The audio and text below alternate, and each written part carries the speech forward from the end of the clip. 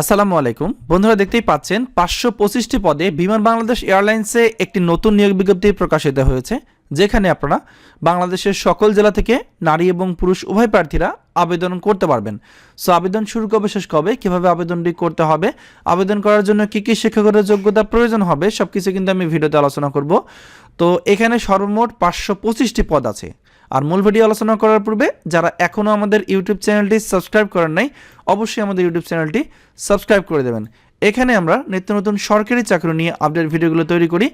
যাদের শিক্ষাগত যোগ্যতা সহ অন্যান্য তথ্যগুলো মিলবে তারা অবশ্যই এই সার্কুলারগুলোতে আবেদন করবেন। চলুন কথা না বেরিয়ে আমরা দেখে নেই যে বিমান বাংলাদেশ এয়ারলাইন্সে 525টি পদে সংশোধনী নিয়োগ বিজ্ঞপ্তি প্রকাশিত হয়েছে সেটি সম্বন্ধে বিস্তারিত। তো এখানে প্রথম যে পদ নিয়ে আলোচনা করব, গ্রাউন্ড সার্ভিস অ্যাসিস্ট্যান্ট নেওয়া হবে 12,500 থেকে 30,230 টাকা বেতনে 380 জন লোক নিয়োগ করা হবে। যাদের বয়স 18 থেকে 32 বছরের মধ্যে তারা কিন্তু এখানে আবেদন করতে পারবেন। শিক্ষাগত যোগ্যতা দেওয়া আছে স্নাতক ডিগ্রি, সিজিপিএ 2.80 থাকতে হবে, এসএসসি ও এইচএসসি পরীক্ষা প্রত্যেকটিতে 3 পয়েন্ট থাকতে হবে, কম্পিউটার জ্ঞান অবশ্যই থাকতে হবে, মাইক্রোসফট ওয়ার্ডের দক্ষতা থাকতে হবে, ইংরেজি বলায় পারদর্শী হতে হবে। এছাড়াও অন্যান্য কিছু যোগ্যতা দেওয়া আছে, এগুলো আপনারা এখান থেকে দেখে নেবেন। তো এর আবেদন শুরুর বিষয়টা আমরা একটু দেখে নেব। 4 ডিসেম্বর থেকে আবেদন শুরু হবে, যা কিনা চলবে 18 ডিসেম্বর পর্যন্ত বিকাল 5টা। সো এরপরে পদ হচ্ছে কমার্শিয়াল অ্যাসিস্ট্যান্ট 12,500 থেকে 30,230 টাকা বেতনে, এখানে 100 জন লোক নিয়োগ করা হবে। আর উপরে এই পদটাতে সবচেয়ে বেশি লোক নিয়োগ করা হবে 380 জন, ঠিক আছে।